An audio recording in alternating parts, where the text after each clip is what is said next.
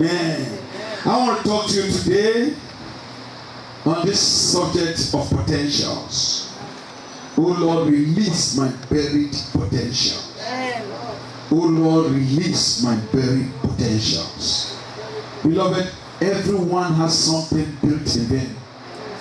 God didn't just create you. God created everyone with something they had to do for his purpose. But before I go further, I want you to know that nothing in life is instant. Nothing in life, nothing God created in life is instant. Everything in life has a potential to fulfill a purpose. Every life, hallelujah, when a seed is put into the ground and as it's sown into the ground, there is a purpose for that seed. That seed is to grow, to fulfill a purpose. Yes. Different trees fulfill different purposes in life. When you stand under a tree that has branches and full of leaves, you enjoy the shadow under that sun. Praise the Lord. The herbs are meant to do something in the kingdom of God for the purpose of God. There is no fulfillment in life without understanding the reason for being in life. You see, when you are alive and you don't know why you are alive, that means something is hidden, something has gone wrong in that life. I speak to you here today because I want you to understand and to know that it is important to fulfill your purpose for God in this life that you are in. I want you to know that many potentials have been buried. Many lives have gone and they've robbed this generation of great inventions. There are people that have died today that have robbed you and I some cure to some sickness that people are suffering from today. Praise the living Jesus. You see, when a person doesn't fulfill that purpose because the potential was buried and they die, they have robbed the whole humanity something important. Because in you is planted a potential to accomplish a purpose that will be beneficial to the person next to you. Are you listening to me? So anything that's buried today shall be exhumed in the name of Jesus. When you hold a seed in your hand, you are holding a tree in your hand. When a woman conceives, they are conceived with something powerful. They are conceived with a prophet of God, or an engineer, or a doctor, or an astronaut. Everything God makes is made for a purpose. Yes. Shout hallelujah. Hallelujah. And when you hold that seed in your life, in your hand, as you are holding a tree in your hand, you are also hearing from God as to what is sown in that part of your life. Praise the living Jesus. The Bible talks about this thing called potential. There's a potential in every human being. Look at Genesis chapter 1. Genesis chapter 1. Let's look at this thing called potential. Genesis chapter 1. Hallelujah. Verse 11 and 12. And God said, let the earth bring forth grass for herb, yielding seed, and the fruit tree yielding fruit after his kind, whose seed is in itself upon the earth. And it was so. And the earth brought forth grass, and herb yielding seed after his kind, and the trees yielding fruit, whose seed was in itself after his kind. And God saw that it was good. You see the cycle there. A seed is planted. It comes up as a herb. The herbs grows, becomes a tree. And it begins to bear fruit. And inside that fruit is a seed that is taken out and planted again. So that is life, reprocreation. God didn't bring you on earth to come to earth and go back. God wants you to reproduce after his kind, because you are created in his image and in his likeness. Shout hallelujah. In verse 26, Genesis 1, he says to us, and God said, let us make man in our image, after our likeness, and let them have dominion over the fish of the sea, and over the fowl of the air, and over the cattle, and over all the earth, and over every creeping thing that creepeth upon the earth. Let us make man in our own image. That means what God has, you have it too. Praise the living Jesus. Turn to the person next to you. Say, what God has, you have it too. What God has in him, you have it in you too. If you believe it, shout hallelujah.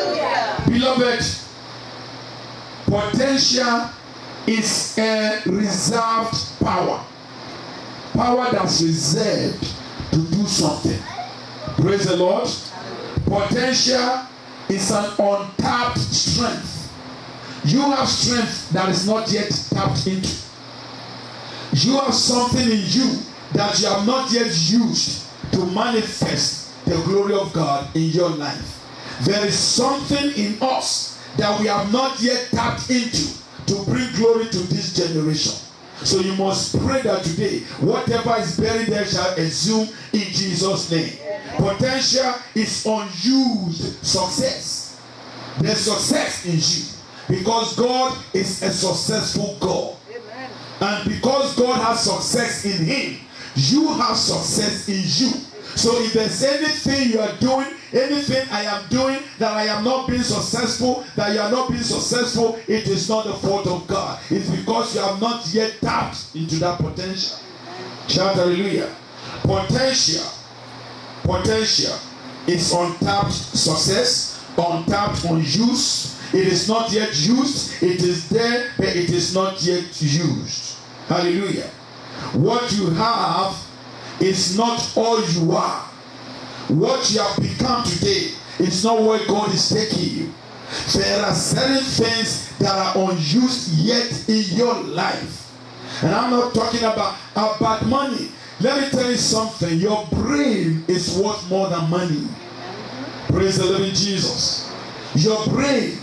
God gave you a brain. That's why I say he has not given you fear. He has given you love, power, and sound mind. That sound mind, it means you have a very, very powerful brain. And nothing must contend with that brain. If a person has a brain and they do not use it, they have buried their potentials. Are you listening to me? When a person do not think, they are not thinking because they are not exercising that brain. That means they are still burying their potential. Among the houses of God, there are writers. In the houses of God, there are writers. Writers of gospel books, scriptural books that will enhance lives. But many are not even tapping into that potential.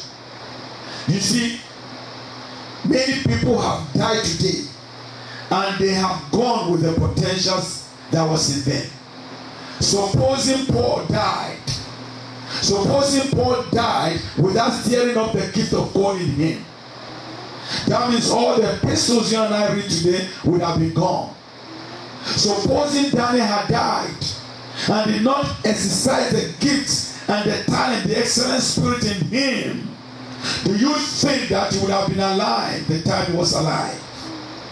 If Abraham had died before Isaac came, he could have not fulfilled, he would have been considered as someone that had not fulfilled his potential. Hallelujah. Let's come to this. Look at Martin Luther King. Well, if he had died with all that God had given him, with all that he had in the mind, if not because he had proclaimed freedom, many of us would have been living in mediocre today. The Lord shall help us in Jesus' name. I wonder what you and I will carry to the grave. I wonder what you and I will carry to the grave unfulfilled. So when you pray today that God should stir up your gift and release your potential, you must pray it with fire in you. Because many will die without fulfilling their purpose. And that is not your portion in Jesus' name. What is a buried potential? A buried potential is unfulfilled purpose in a person's life.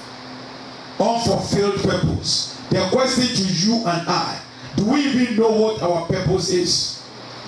That is a question I must ask myself. Why am I even alive today? Why am I living? Let me tell you, some people are alive, all they do is to party. Every weekend they are running around partying. And some will be caught up when they are partying. And the Lord will have to have mercy. Hallelujah. What is buried potential? Non-achievement of one's dream in life.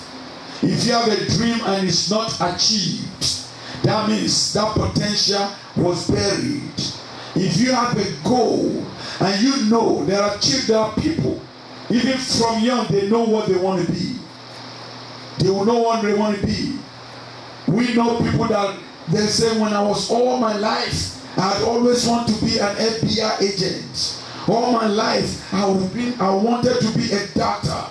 All my life, I wanted to stand on the stage and sing for Jesus at a very tender age. And they work at it, and that dream comes true. That is your portion in Jesus' name. What is a buried potential? A buried potential is an ability that has no responsibility. Ability that has no responsibility. You have the power, you are able to do something, but you did not give that something a responsibility. If I know to sing and I don't give that singing a responsibility by rehearsing, by studying music, by doing what it takes to sing that song, I have a buried potential.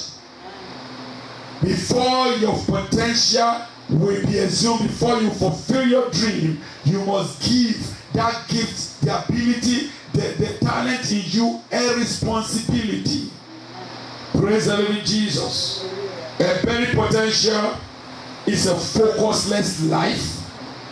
It's a life that is purposeless.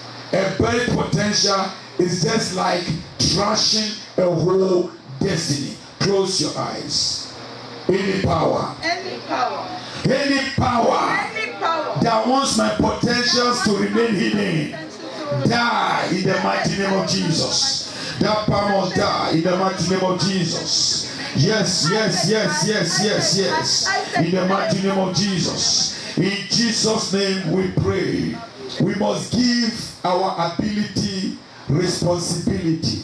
If you do not give what you are able to do, a responsibility to do what you are able to do, a person will die with it. And when they die with it, it is a buried potential for life. That is not your portion. When you are praying today, you must pray and take it serious. You must know that it is not just coming to the world that matters. What is your impact? What is my impact on this generation? My impact must be positive. When I speak with you, what is my ability to speak with you? What is my speaking to you is supposed to do in your life? It's supposed to encourage you. It's supposed to give you hope. It's supposed to give you support. I am not speaking to you to tear you down. I am not speaking to you to criticize you.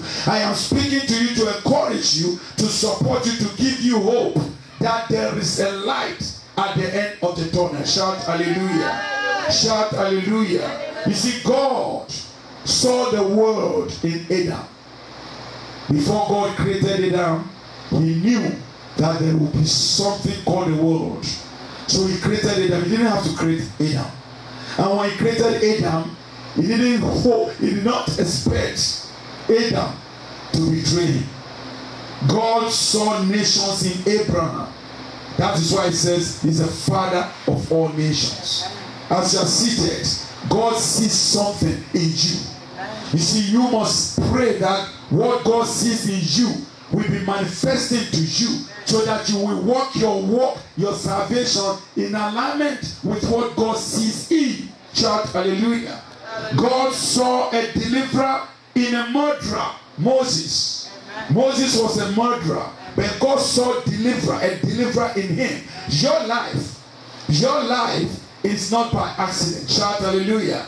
You see, what man sees your life to be, what man looks at you and think you are or believe you are, is not what God think or believe you are. When God saw Moses, he didn't see Moses as a murderer. He saw Moses as a deliverer of his people from the land of bondage. Shout hallelujah. God saw a Messiah in a deceiver. Jacob was a deceiver. He was a supplanter. But God saw him as the father of the 12 nations of Israel. Shout hallelujah. God saw a king in a shepherd boy, David. Hallelujah. David was a shepherd boy. When Samuel went to the house of Jesse and he was told to bring out his children for a possible kingship, he brought everybody else out except David. As a matter of fact, he did not allow David to stay at home before Samuel came. But the Holy Spirit ministered to Samuel, said there's another one that is not here. Read your Bible. Samuel said, we are not sitting down until David comes home. Shout hallelujah. You see, even as a shepherd, he was already a king. They were standing and bound to him even before he was installed a king. God saw a king in him. He didn't see him as a shepherd boy. God saw an apostle in a murderer. Paul, Saul of Tarsus. He was a murderer. He was persecuting the Christians. But God didn't see him as a persecutor. God didn't see him as a killer of Christians. God saw him as an apostle. Shout hallelujah. God sees you a different way. How your pastor sees you, how your husband sees you, how your wife sees you, how your children sees you, how your co-worker sees you, how everyone on earth sees you is different from how God sees you. Shout hallelujah. Shout hallelujah. You see, in the crucifixion of Christ Jesus, God saw resurrection. He saw resurrection that will bring remission of sins. He saw resurrection that will defeat Satan completely and let him lose his hold upon his children. What does God see in you? How do you release what God has planted in your life? How do I allow the potentials in me that is buried begin to exude? Number one, you must know the source of that potential. Look at the book of 1 Timothy we read earlier. We read Genesis 1, said God says, let us make man in our own image. He says, let us make man in our own image. In Genesis 1:26. Hallelujah. Let's look at the book of 1 Timothy. 1 Timothy chapter 4. Hallelujah. I read from verse 12. Let no man despise thy youth, but build thou an example of the believers in word, in conversation, in charity, in spirit, in faith, in purity. Till I come, give attendance to reading, to exhortation, to doctrine.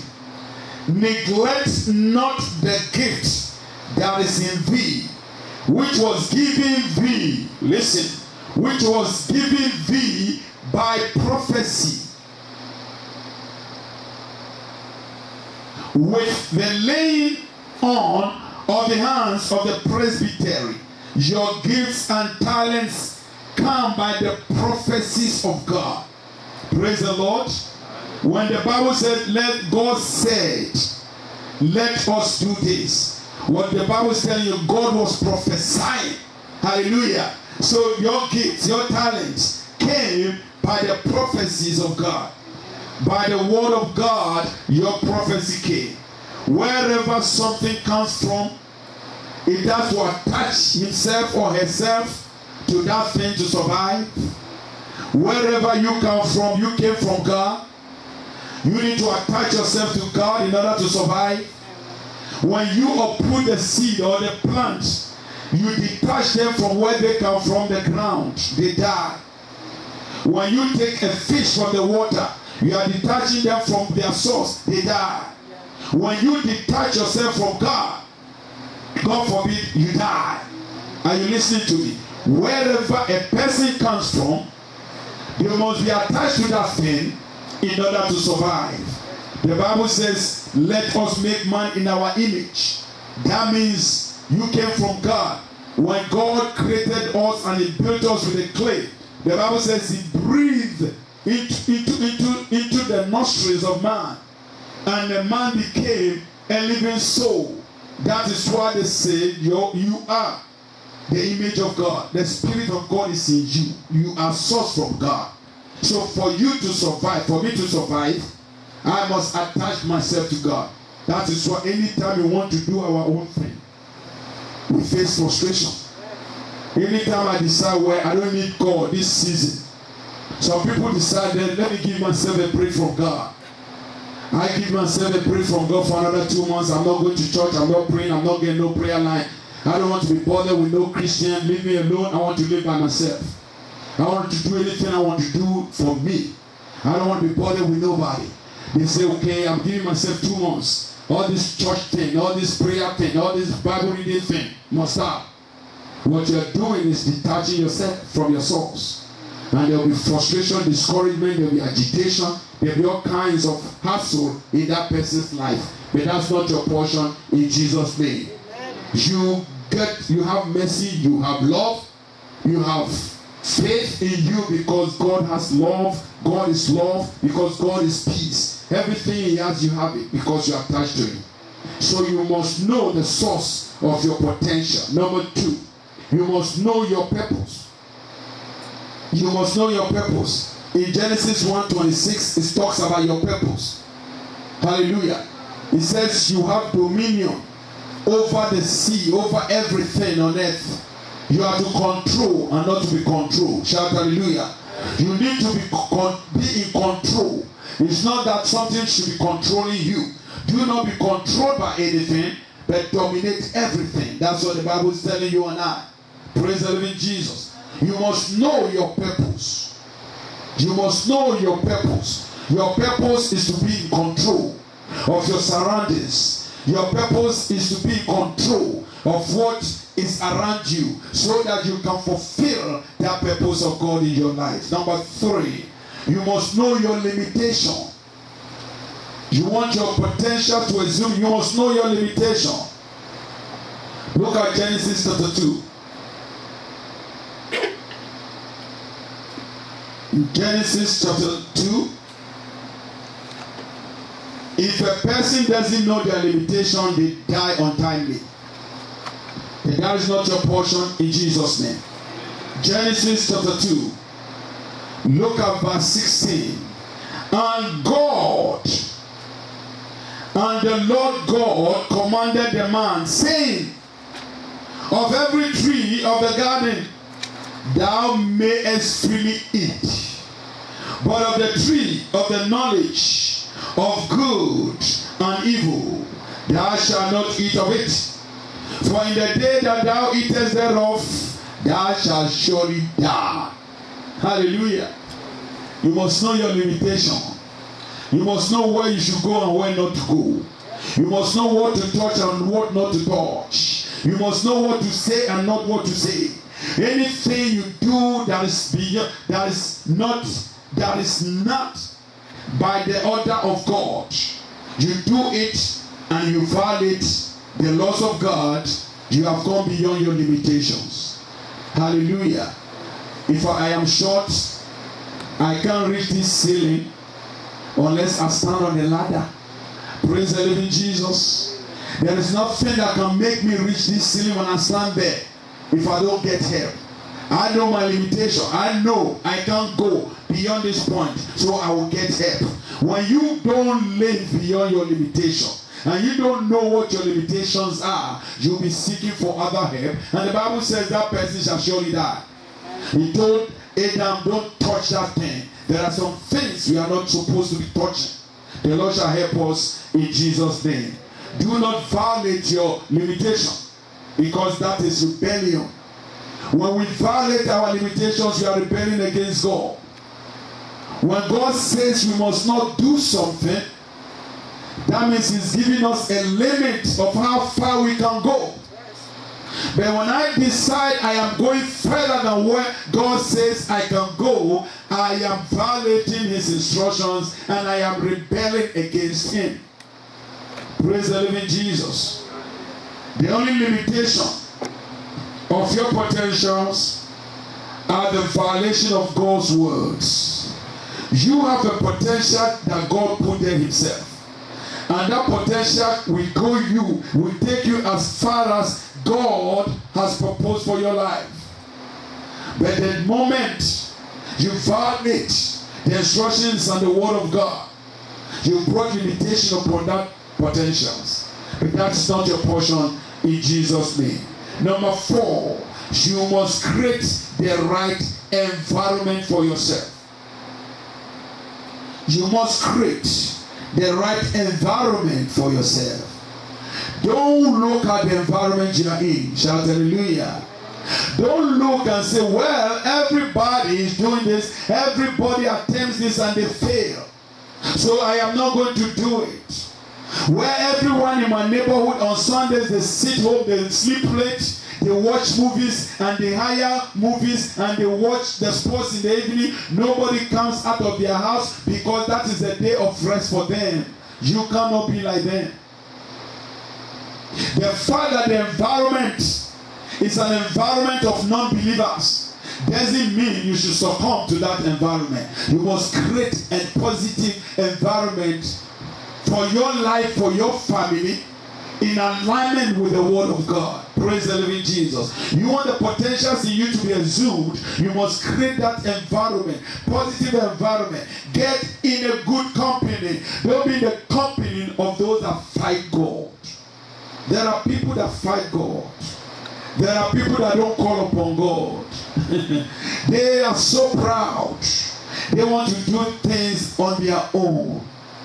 And I want you to know, beloved, anyone that wants to do things on their own, they do not think, rather they scheme. If you want to do things on your own, you will not think, you will not apply the wisdom of God. You will be scheming. And schemers, they are all hellbound. But that's not your portion in Jesus' name. Amen. You see, bad company corrupts good morale. Company of unbelievers will corrupt one's wish or one's love for God. You must pray that the Lord will not make you a partaker of evil. You see, bad company will make you become a partaker of evil. I pray that you will not be one of them. The first thing God gave Adam was work. God told Adam to name the animals. He told Adam to name all the animals in the garden. He gave him work. One thing you must know, one thing I must know, God will not do it for us. He will give you what it takes to do it, but He will not do it for you. He will tell you what will come if you pray. He will tell you the blessings you will get when you pray. If you obey this, that is what you will get. But He will not do it for you. As a matter of fact, He will not force you to serve Him. Praise the Lord. You see, we believers, we make a mistake. We thank God needs us so that we can decide whether to serve him or not. It is a privilege we have to serve him. Praise the Lord. You see, now don't look at what is before me. I'm not moved by what is around me. I move by faith in God. Praise the Lord. I don't worry at all. If it's only one person here, I still preach the way God wants me to preach. I don't look at numbers anymore. Praise the Lord. And I don't beg anybody anymore. Shout hallelujah. You want to come to God, come to God. I pray God will touch you in Jesus' name. God gave Adam what to do. He didn't tell them to sit there and the promises of God will come. No. God's promises are promises. It is not a blessing. You must know that. You have to work for that promises of God to become a blessing in your life. I have to work at it. God has promised me that if I do such and such, this will happen. That thing that God said I must do is what I must concentrate on doing. I must not concentrate on the promises of the blessings. A promise is a promise. A blessing is a blessing. Promises are not blessings. This is where people, believers, mistake the word of God.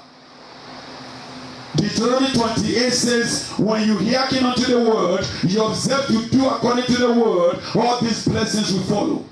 Oh, God says I will be blessed, so I will be blessed. No, if you don't walk at blessings, it will not come your way. Shout hallelujah. Shout hallelujah. I said to you, people that think they get places. When you think and you apply the wisdom of God, you will get places. But if I say to myself, I don't want to think, rather let me scheme, I begin to bring problems in my life. You see, a schemer is somebody who tries to find a shortcut to everything. They're looking for shortcut to everything. They don't go the normal way. They don't go the right way. They don't go the prescribed way by God. They want to go the shortest way so that they can get there fast. If you scheme to be rich, if I scheme to be rich, I will end up in jail. But that's not our portion in Jesus' name. A schemer is somebody who looks for instant success. A schemer wants success so fast. Whatever it takes, if it means tearing down another person, they will do it. But that's not your portion in Jesus' name. A schemer, somebody who looks for results without the process. How can you look for results without the process? The process entails time. Hallelujah. It takes time for results to manifest. I will not be rushing and leave God behind because I'm in pursuit of success. That is not done. It doesn't work. You must wait for the right time. Praise the living Jesus. Praise the living Jesus. A thinker is somebody who's willing to take faith. A thinker is someone who's willing to take faith into action. They take faith into action. They admit their faults. They work at their faults. Praise the living Jesus. A thinker is somebody who organizes. He will organize. When he makes a mistake, he will learn from that mistake.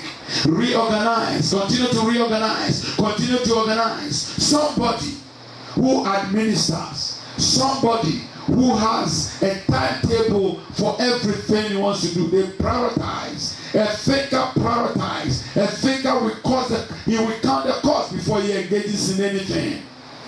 Jesus says, before you build a house, you make sure you count how much it will cost you. Because if you build a house halfway and you don't complete it, guess what? They will be making fun of you.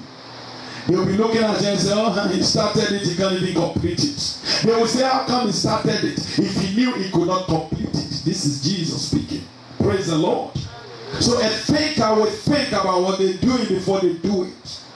A thinker will prioritize and say, this is more important than this. My God is important than my own life. My God is important than my marriage. My God is important than my job. My God comes first. A thinker thinks that way. The Lord shall help us in Jesus' name. Potential, number one fact about potential must be exercised. You must put demand on your potentials. Hallelujah. You must exercise your ability that will make your potentials to manifest so you reach your purpose for God in life. Hallelujah. You must also maximize your potential. Don't stop halfway. Don't start a thing and stop halfway because of a single setback. Because of some setbacks, you can never stop. Praise the Lord. If I'm to look at the setbacks in ministry, I would have stopped long time ago. If I'm to look at the setbacks in ministry, I would have stopped long time ago. Praise the living Jesus. But if you have potential and you want that potential to be maximized, you can never stop halfway. That very potential shall be released today in Jesus' name. It shall be released today in Jesus' name. It shall be released today in Jesus' name. I said to you, promises are not blessings. Promises are not possessions. It's what God says He will do. Very conditional. Praise the living Jesus. Potential is not an experience. It is not an experience. Don't say because you've been playing soccer for 30 years doesn't mean you will be the star. Praise the Lord. The length of time you put in something doesn't mean you excel in that thing. You need God on your side. I need God on my side. I need God to release that potentials in me. Whatever is buried in you today shall be exhumed in the name of Jesus. The last thing I'll give you, number 6, is to guard your potential. You must guard your potential, protect your potential. Let me tell you what is in you, the devil is after it. The devil is after what is inside you. Many people don't know that. Christians will sit and say, how come I'm under? How come everybody's envious of me? How come there's so much jealousy around me? Why? Because the devil wants what you have. You must protect your potentials. Look at the book of Proverbs. Proverbs 29. Proverbs 29.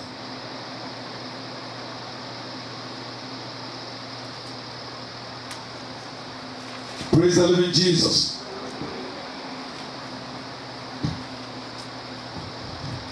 Verses 1 and 2. He that being often reproved, hardness his neck, shall suddenly be destroyed, and that without remedy.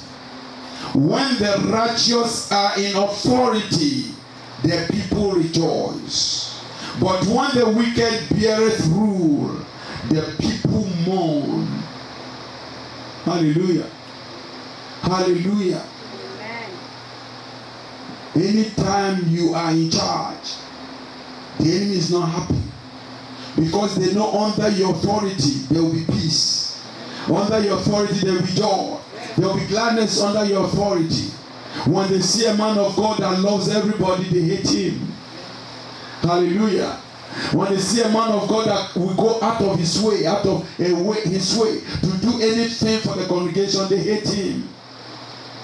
They will say, why are you like this? They will say, you think you are better than us? They told Moses, God doesn't speak to you alone, He speaks to us too. Praise the Lord. Are you the only one that hears from God? They will ask you. Why? Because it's coming from envy. Praise the living Jesus. Praise the living Jesus. Protect what you have. That thing inside you, the devil is after it.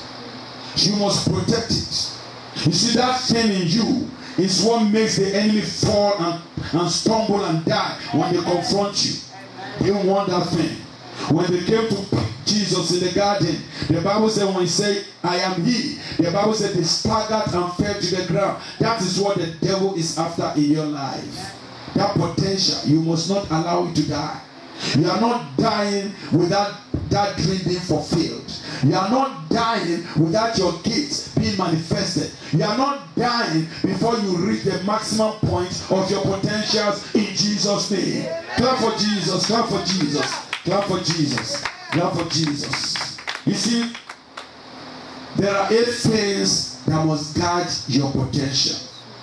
You must guide your potential against 8 things. I'll give it to you and then we pray. There are 8 things you must not allow to come near your potentials. Number 1 thing is fear. Don't allow fear to grip you. Never allow fear. No matter what is coming your way, anything you are confronted with, anytime fear comes, you'll be sinking deeper and deeper into failure. But that's not your portion in Jesus' name. Number 2, failure experience.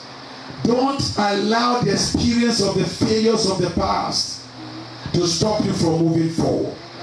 It means don't dwell on the failures of yesterday. Today is a new day. Tomorrow is another powerful day. Shout hallelujah.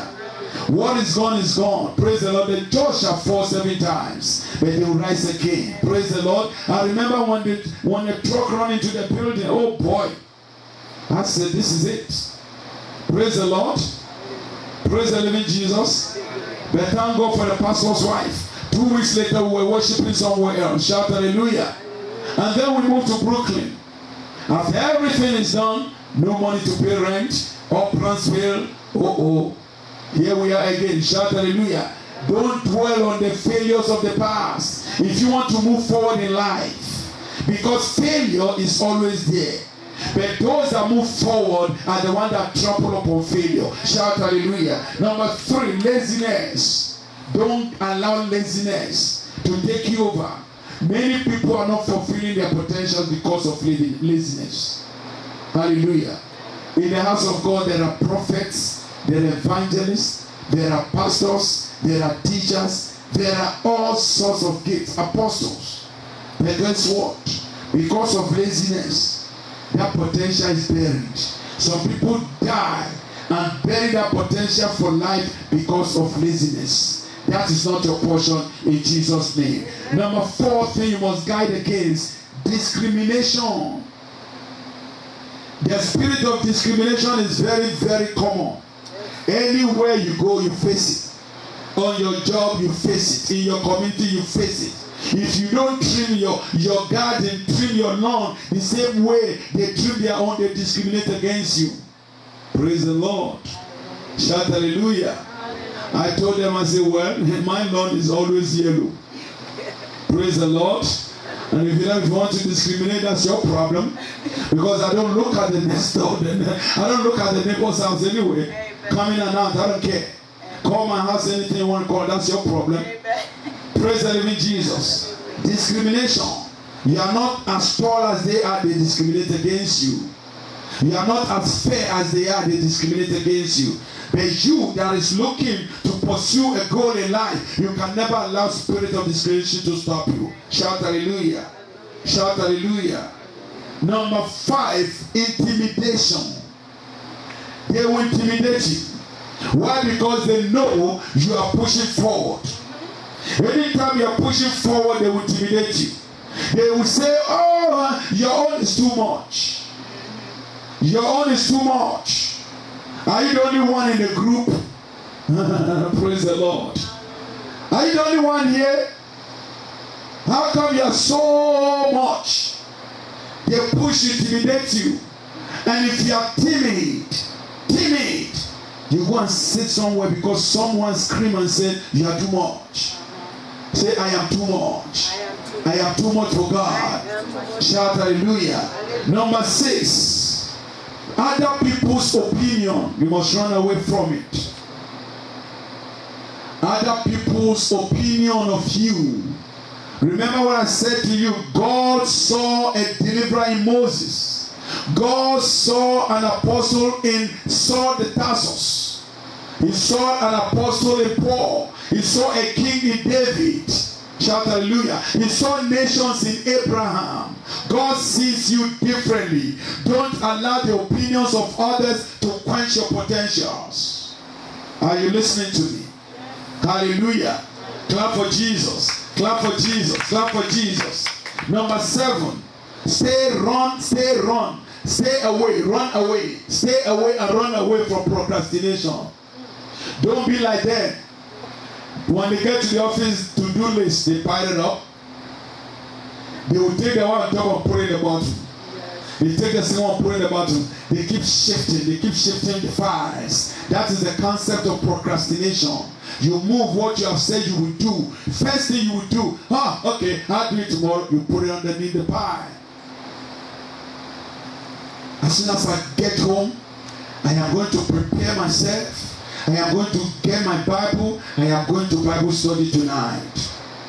As soon as you get home, you sit there, you take off your clothes, you sit on the couch. Before you know, you're holding the remote in your hands. Before you know, the remote is going and your favorite sports or your favorite program is coming up. And you get into the middle and start together. You know what? I'll go to Bible study next week. Procrastination is a deadly disease. And it can kill talents. It can kill gifts. It can kill potentials. You must run away from it. You must kill it in Jesus' name. The last one I give you is negative influence. Negative influence.